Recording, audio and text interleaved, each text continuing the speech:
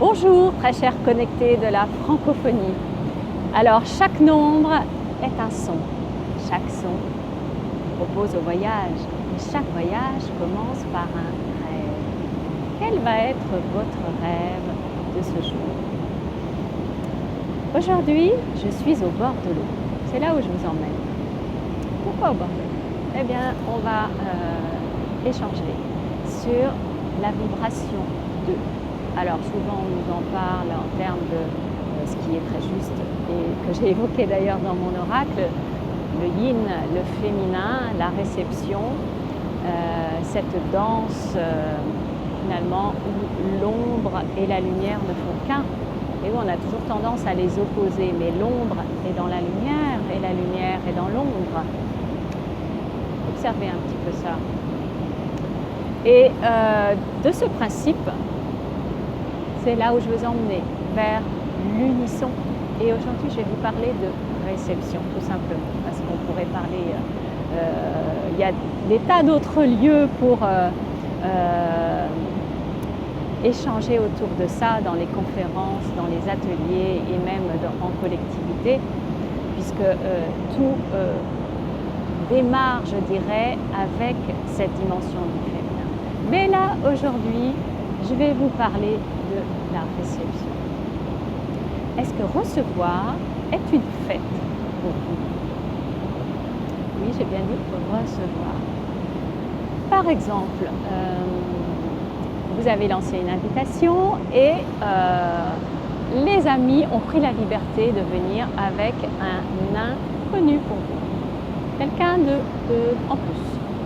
Alors, est-ce qu'à l'intérieur, dans votre réaction, ça fait un peu comme derrière, là, des grandes chutes, là, et tout votre monde, vos eaux intérieures sont chamboulées, et ça va peut-être gâcher la soirée, et même anéantir l'opportunité d'aller découvrir ce que cet inconnu vient vous livrer, parce qu'il n'y a jamais de rencontre au hasard. Vous savez bien, j'y vais souvent avec ça. Donc c'est un peu ça, c'est observer à chaque jour comment vous êtes en état d'ouverture. Est-ce que je m'ouvre à me laisser traverser par la vie et laisser couler, aller dans le flux de la vie, ou est-ce que je vais à l'encontre en essayant de vouloir, je me ferme finalement, mais je me ferme d'abord à l'intérieur, parce que si vous regardez bien,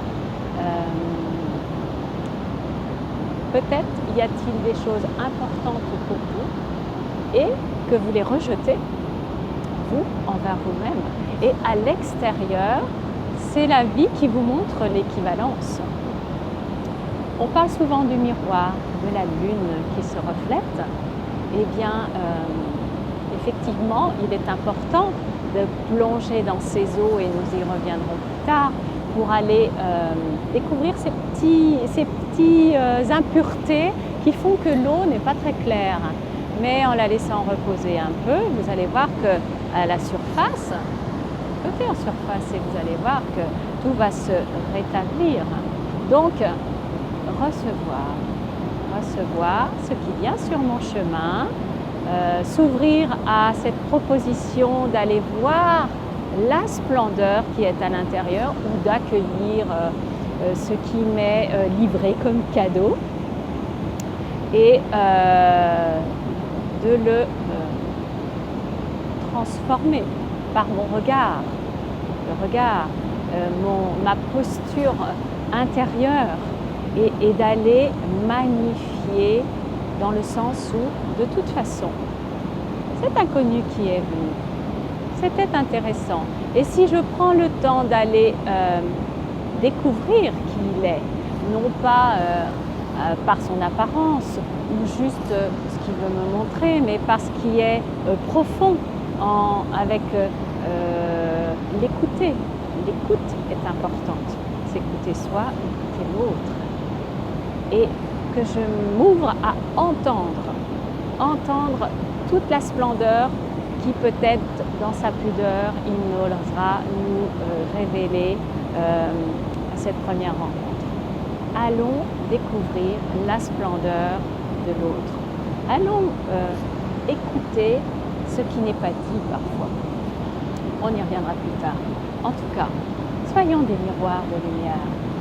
C'est sympathique comme invitation. Je vous envoie plein de pensées lumineuses et je vous dis à très vite.